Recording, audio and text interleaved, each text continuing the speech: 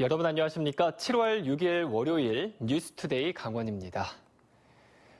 코로나19 청정 지역이던 평창에서도 첫 확진자가 발생했습니다. 강원도 내 66번째 확진자는 경기도에 사는 60대 남성으로 지난 3일 혼자 자가용으로 평창 진부면 5일 장터를 방문해 김밥집과 족발 노점 등을 들렀습니다.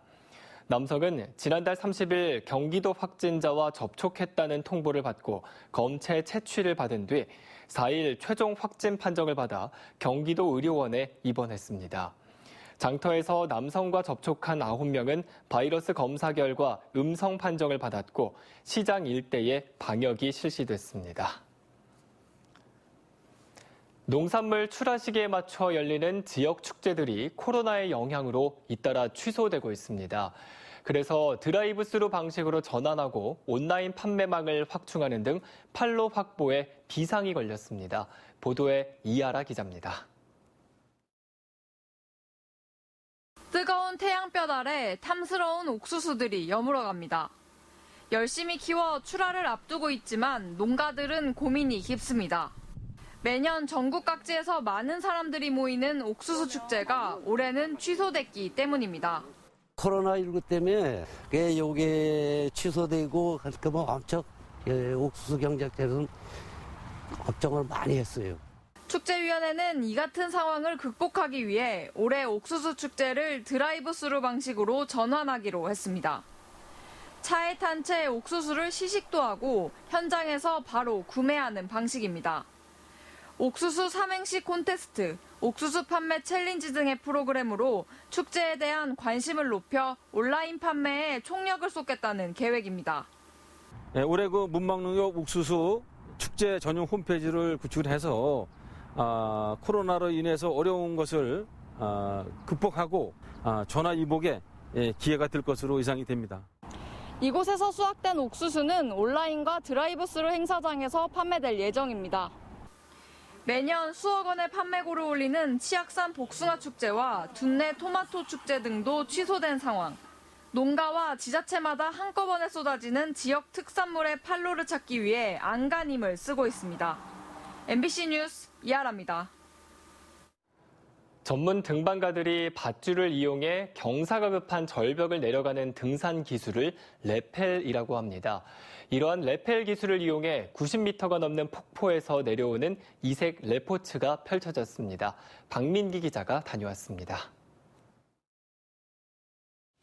내설화 끝자락인 인제 용대 삼거리에 솟아있는 용바위. 시원한 물줄기가 쏟아져 나오는 정상 부근에서 등반가들이 삼삼오오 모여 있습니다. 밧줄 하나에 온몸을 의지한 채 높이가 95m에 달하는 폭포를 내려가기 위한 루트를 확보하고 있습니다. 거대한 물줄기도 바람 방향에 따라 이리저리 흔들리기 때문에 안전이 최우선. 아찔한 진풍경이 이어지지만 폭포 하강에 참가한 등반가들에게는 오히려 재미와 즐거움 그리고 건강을 지키는 길입니다. 좋은 선배님, 후배님, 그리고 아름다운 자연들과 또 스릴 이런 걸로 인해서 되게 생활에 좀 많이 긍정적으로 많이 바뀌고 지금 병원에 갔을 때도 많이 좋아졌고 골짜기를 따라 크고 작은 폭포가 이어진 설악산은 폭포 하강의 최적지. 폭포 하강 동호인들은 국제대회를 개최해 관광 자원으로 육성하고 싶지만 규제가 문제입니다. 설악산 같은 경우는 암벽하고 빙벽은 허가제가 돼 있지만은 폭포 하강이나 새로운 장르에 대해서는 제가 환경부의 규제 완화라든지 이런 부분에서 몇 번 제안을 하고 암벽 등반이나 일반 레펠과는 달리 아직 대중화가 이루어지지 않았지만 보는 것만으로도 짜릿한 스릴을 선사하는 폭포 하강. 설악산이 신종 레포츠인 폭포 하강의 중심으로 자리 잡을지 주목됩니다. MBC 뉴스 박민기입니다. 경제 회복의 돌파구로 정부가 제시한 수소산업 분야에서 강원도가 거점 지역으로 육성될 전망입니다. 이달부터 본격 가동된 수소경제 분야의 컨트롤 타워인 수소경제위원회는 강원과 경남, 중부와 호남 등 4대 권역별 중규모 생산기지를 설치하고 2025년까지 소규모 생산기지 40기를 구축할 계획입니다. 강원도는 내일 우병열 경제부지사 주재로 간담회를 열고 포스트 코로나 시대 경제 회복을 위한 수소 관련 신산업 추진 계획을 발표할 예정입니다. 동계 스포츠 국가대표 선수들이 훈련하게 될 평창 국가대표 선수촌의 건립이 본격적으로 추진됩니다. 대한체육회는 오늘 평창 국가대표 선수촌 건립 부지인 대관령면 옛 올림픽 조직위원회 사무소에서 선수촌 건립과 올림픽 유산 확산 비전 선포식을 갖고 본격적인 선수촌 건립에 착수한다고 밝혔습니다. 지상 3층 규모의 평창 국가대표 선수촌은 동계 종목 전용 훈련장과 계절에 관계없이 훈련할 수 있는 상시 훈련 시스템을 갖춰 내년 10월부터는 운영에 들어갈 예정입니다. 지난해 고성 산불 피해 이재민들에게 제공됐던 임시 조립주택이 입주자 대상으로 수의 매각이 추진됩니다. 고성군은 이재민들에게 지원한 임시 조립주택 지원 기간이 지난달 23일자로 종료됨에 따라 주택 복구 세대와 연장 불필요 세대 111동을 회수해서 매수 신청을 받고 있다고 밝혔습니다. 임시 조립주택은 한 동당 1,300만 원으로 오늘 10일까지 기존 입주 세대를 대상으로 신청을 접수할 예정입니다. 중국산이나 수입산 재료를 국내산으로 속여 기재한 지역 음식점 30곳이 원산지 표시 위반으로 적발됐습니다. 국립농산물품질관리원 강원지원은 최근 2주간 소셜미디어에 공유된 지역 맛집과 대형 음식점을 대상으로 벌여 원산지를 거짓 표시한 16개 업소를 적발해 형사 입건하고 원산지를 표시하지 않은 14개 업소에 대해 과태료를 부과했다고 밝혔습니다. 주요 위반 품목은 쇠고기와 돼지고기, 두부와 배추김치 등으로 국내산과 수입산을 함께 표시해 혼동을 주거나 중국산을 사용하면서 국내산으로 표시한 경우가 많았습니다. 삼척 상공회의소와 삼척시 번영회는 원자력발전소 예정구역에서 해제된 삼척 근덕 지역을 투자 선도지구로 지정하라고 정부에 촉구하고 나섰습니다. 두 단체는 공동으로 발표한 성명을 통해 원전 예정구역 지정으로 지역 개발이 이루어지지 못하고 해당 부지는 폐허로 방치되고 있다며 이 지역을 투자 선도지구로 지정해 민간 투자를 활성화할 수 있는 기반을 만들어줘야 한다고 주장했습니다. 삼척시는 원전 해제 구역을 산업단지로 조성하는 계획이 정부의 반대로 무산되자 최근에는 민자 유치를 통한 관광 개발을 위해 투자 선도지구 지정을 정부에 요청했습니다. 최근 3년 동안 강원 지역에서 순환 사고가 653건이 발생해 해마다 20여 명이 목숨을 잃는 것으로 나타났습니다. 강원도 소방본부에 따르면 최근 3년간 도내 순환 사고 653건이 발생해 모두 73명이 숨지고 432명이 다쳤습니다.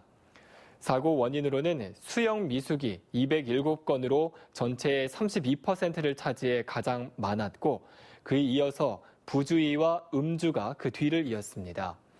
또 지역별로는 강릉이 가장 많았고 속초와 고성 등 동해안 지역에서 사고가 많은 것으로 집계됐습니다. 원주에서 이삿짐 절도 사건이 발생했습니다. 지난 3일 낮 12시쯤 원주시 문마급 한 아파트 현관에 이삿차 집주인 A씨가 내놓은 현금 200만 원이 든 저금통을 비롯한 가재도구 500만 원어치가 온데간데 없이 사라졌습니다. A씨의 신고를 받은 경찰이 현장 조사에 나섰지만 아파트 주변에 CCTV가 없어 조사에 어려움을 겪고 있습니다. 선교단체가 철원에서 대북용 대형 풍선을 띄우려다 경찰에 적발됐습니다. 경찰에 따르면 지난 3일 밤 9시쯤 선교단체인 순교자의 소리 소속 외국인 목사와 남성 1명이 성경책이 담긴 대형 풍선 여러 개를 띄우려는 것을 주민들이 발견해 경찰에 신고했습니다. 경찰은 이들이 갖고 있던 대형 풍선과 헬륨 가스통 등을 증거물로 확보하고 정확한 사건 경위를 조사하고 있습니다. 한편 철원과 화천, 양구 등 접경 지역 5곳에는 11월 말까지 대북전단 살포 행위를 원천 봉쇄하는 행정 조치가 내려진 상태입니다.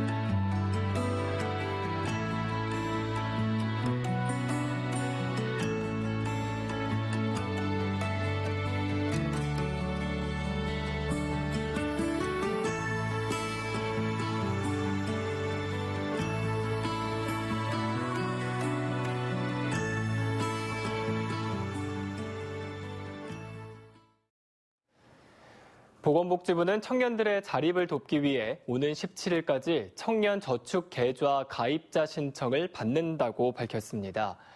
가입 대상은 근로활동을 하면서 소득 인정액이 기준 중위소득 50% 이하인 주거 교육급여 가구나 차상위 계층의 15세에서 39세의 청년입니다.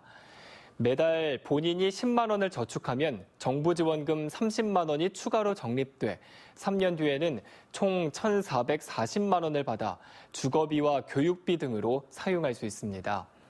단 3년 동안 근로활동을 계속해야 하고 통장 가입 기간 내 국가 공인 자격증 1개 이상을 취득해야만 합니다. 춘천시가 올해도 의암호 야간경관 개선 사업을 추진합니다. 춘천시는 2017년부터 매년 의암호 일대 수변 공간에 대해 야간 경관 조명을 설치해 왔습니다. 올해는 소양 2교 아치 미디어 파사드와 서면 애니메이션 박물관 LED 미디어 스크린 등을 설치할 예정입니다. 이 행사에는 국비 16억 원과 12억 원 등 모두 21억 원이 투입됩니다. 지금까지 야간 경관 개선 사업으로 소양 스카이워크 조명 설치와 소양 2교 레이저 멀티미디어 쇼 구축 등이 추진된 바 있습니다.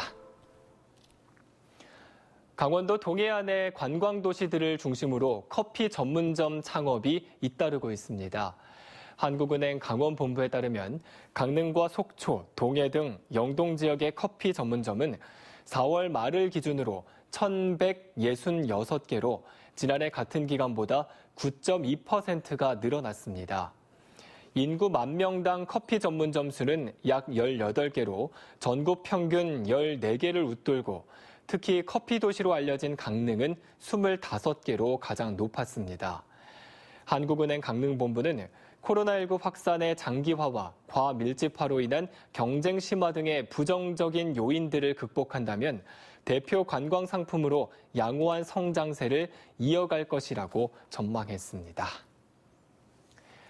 춘천문화재단이 문화예술 소외 지역과 거리로 방문하는 찾아가는 작은 콘서트 우리 동네 행복충전소를 운영합니다. 지역 예술가와 예술단체 24개 팀이 참여하며 국악과 전통예술, 클래식과 대중음악, 마술이나 인형극, 그리고 음악극 등 다채로운 장르로 구성되어 있습니다. 신청 시 원하는 장르 한두 가지를 선택할 수 있고 공연 프로그램은 60분가량으로 구성됩니다. 지난 3일 김유정 문학촌 그리고 어제는 국립춘천박물관을 시작으로 시민들이 자주 찾는 장소에서 문화예술 공연을 펼친 바 있습니다.